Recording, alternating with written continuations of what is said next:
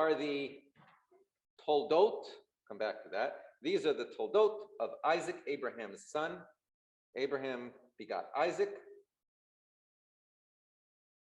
and Isaac was 40 years old when he took Rebekah, the daughter of Bethuel the Aramean. And it goes on to begin to tell the story of Jacob and Esau and others. These are the Toldot.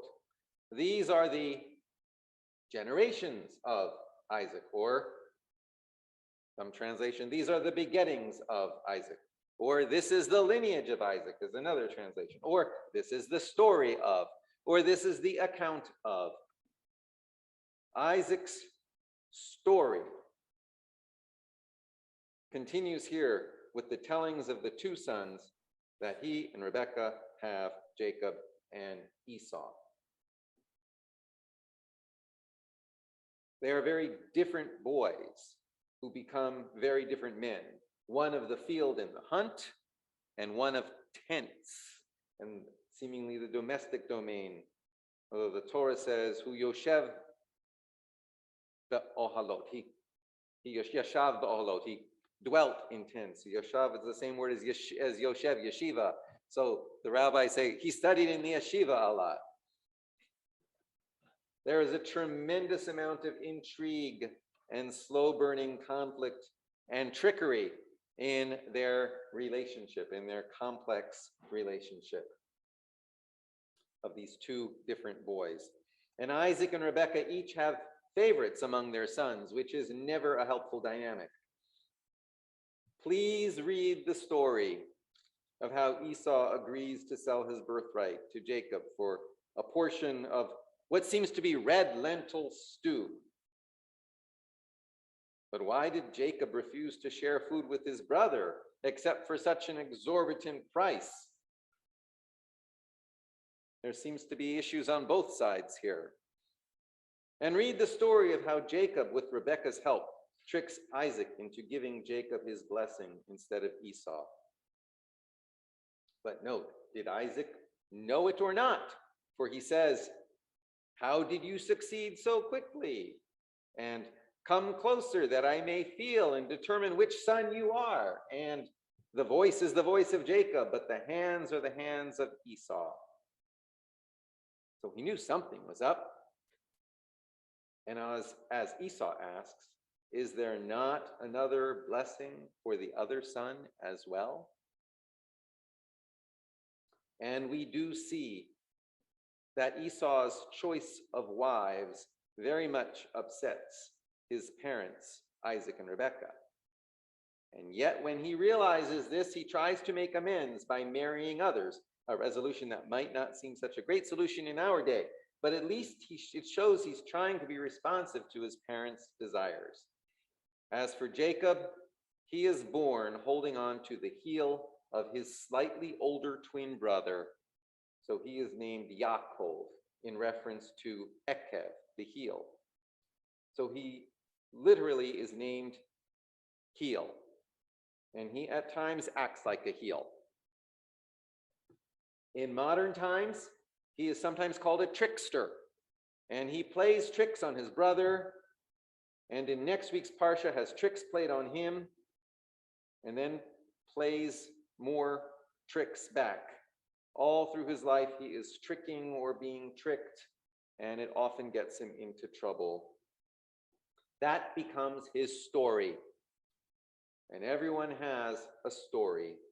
Everyone and everything has a story, often a mixed, involved, and windy one. And in that spirit, I want to share some fragmentary pieces of our story from the past 2 weeks, our story collectively, here and in the world. Fragmentary stories, as they won't really tell a whole story, since we are still in the midst of our story, but they will be a snapshot account of some place where we are at the moment, keeping in mind, of course, that Torah exists not only in the text, but in the world. And in my opinion, the power of the text is that it helps us name and therefore see the teaching, to see the Torah that is embedded in the world in which we live. The text points to something bigger than itself.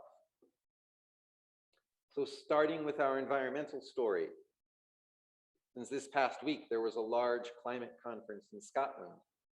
The pressure is really on to do something to avert significant climate change. But even so, world political and industrial leaders won't move fast enough. Perhaps the reality is now that we must stop talking about averting climate change and start talking about how to live with climate change. Perhaps it is time to alter the entire way we frame the story. Even the most optimistic and hopeful advocates are already saying that climate change, to some extent, is already baked into our situation. It's here already. We are experiencing it. Stop talking about it in the future tense. Talk about it as a present fact, not future probability. Perhaps more people will be shocked. Perhaps more will be done to keep it from being worse. But anything less than embracing the present and embracing the present reality just keeps the door open to those who deny science. It's here already.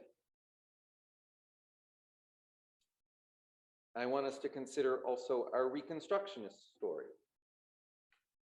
We at Temple Beth Shalom are members of the Jewish Reconstructionist movement, which defines Judaism as the evolving religious civilization of the Jewish people. Our method is to build community first and ask the community to discern the Torah living in our midst. We are affiliates of the Reconstructionist Rabbinical College and Reconstructing Judaism, which actually are one and the same organization, and the central organization of the Reconstructionist movement. We have about 100 congregational affiliates all over the United States, plus 3 in Canada and 1 each in the Caribbean, Brazil, Germany, Italy, the Netherlands, and Russia, maybe including those. And there is 1 non-affiliated congregation with a Reconstructionist heritage in Jerusalem, with which we have begun a conversational relationship which we need to resume. Some of you may have heard in the past month or so that a US congressman, a member of the US House of Representatives from Michigan, introduced a bill into Congress that would place the United States firmly in favor of a 2-state solution regarding the conflict between Israel and Palestinians. Representative Andy Levine is a firm advocate of progressive Zionism, neither rejecting Israel's right to exist nor rejecting Palestinian rights. He is also a member and a former president of a Reconstructionist Jewish congregation in Detroit. I thought you should know that is part of our Reconstructionist story.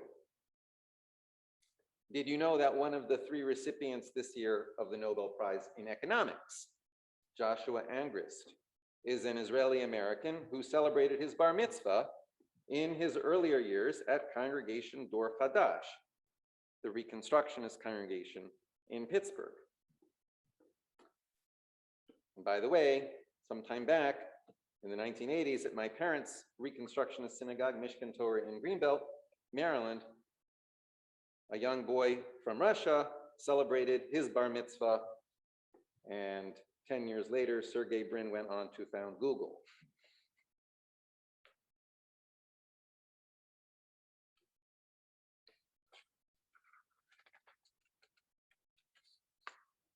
On a different note, the Reconstructionist congregation in Pittsburgh, Dor Chadash, was one of the 3 synagogue congregations meeting for davening in the Tree of Life synagogue building 3 years ago, in which 11 members were murdered.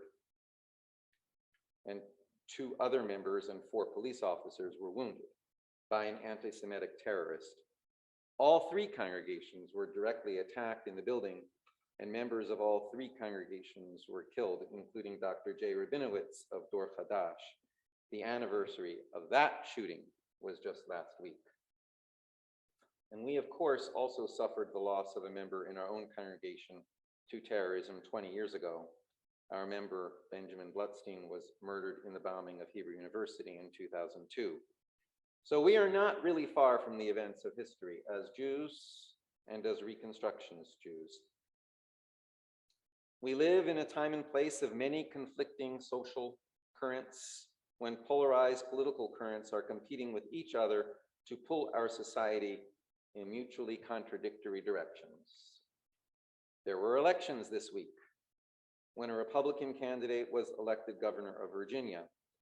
And when I was with my parents last month in the Shenandoah Valley of Virginia, I read an article in the Washington Post about a campaign mailer in that race, which depicted, quote, a Jewish Democrat with his nose appearing to have been digitally altered to seem larger, looking at stacks of gold coins. The disturbing thing is the mailer was funded by the Republican Party of Virginia. So representing at that moment the worst in American political tradition. Meanwhile, this week, an opinion poll was released by the Public Religion Research Institute, which asked Americans of different faiths and backgrounds, should America be a nation made up of people from a wide variety of religions? And among all Americans, 38% said yes, 24% said no, and another 38% fell somewhere in between. There was one religious group, one, really only one, that stood out strongly against the idea. White evangelical Christians, 57% indicated that they'd prefer the US to be a nation primarily made up of people who were Christian.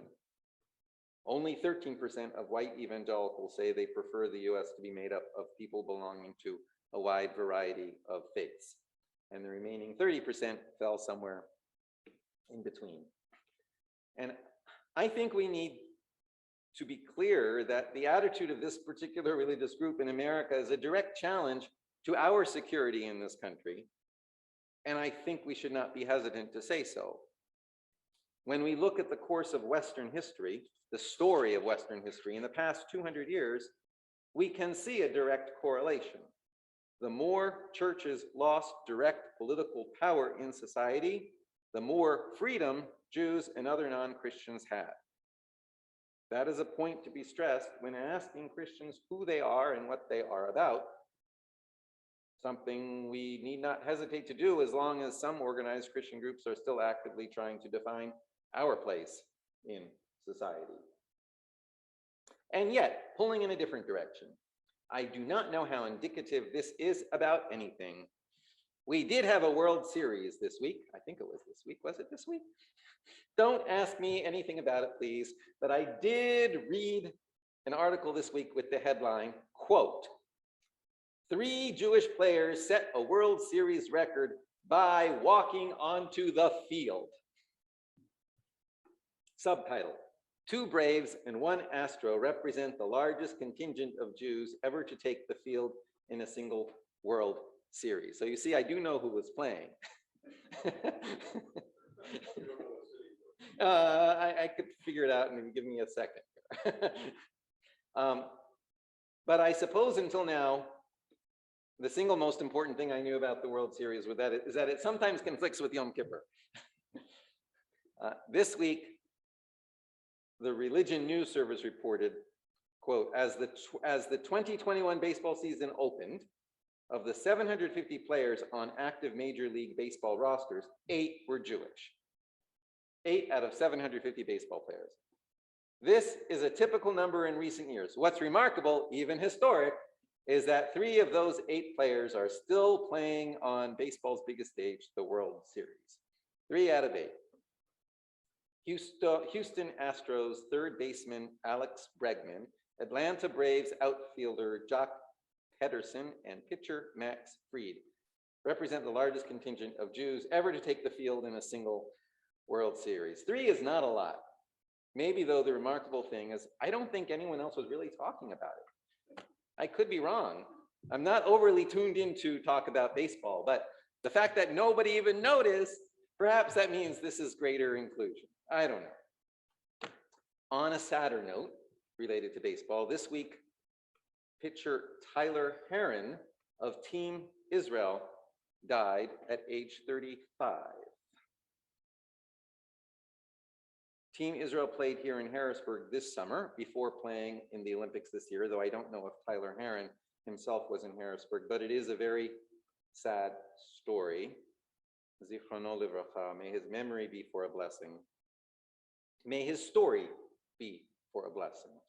And may our stories be for a blessing.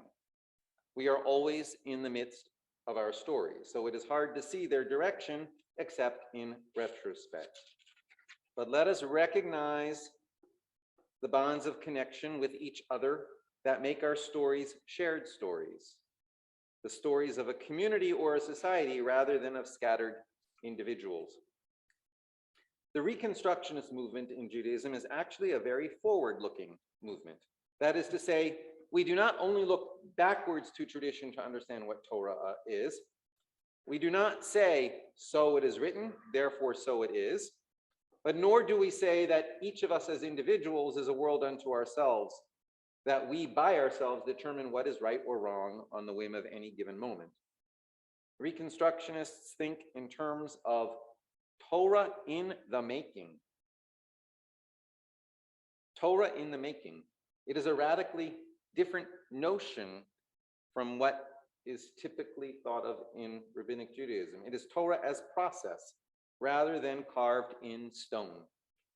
We actually don't assume that the Torah book we keep in the ark was revealed at the hand of Moses in distinct words and letters by God at Mount Sinai, making a distinction, therefore, between the written Torah that is, in effect, the cliff notes of Sinai, and the oral Torah, which is all the other details from Sinai handed down by word of mouth. Actually, as a community, we tend to assume that the oral tradition came first, that Torah developed as a response of the people to our experience of godliness in the world, and that the response was passed down in the form of oral tradition, which was gradually expressed as well in text.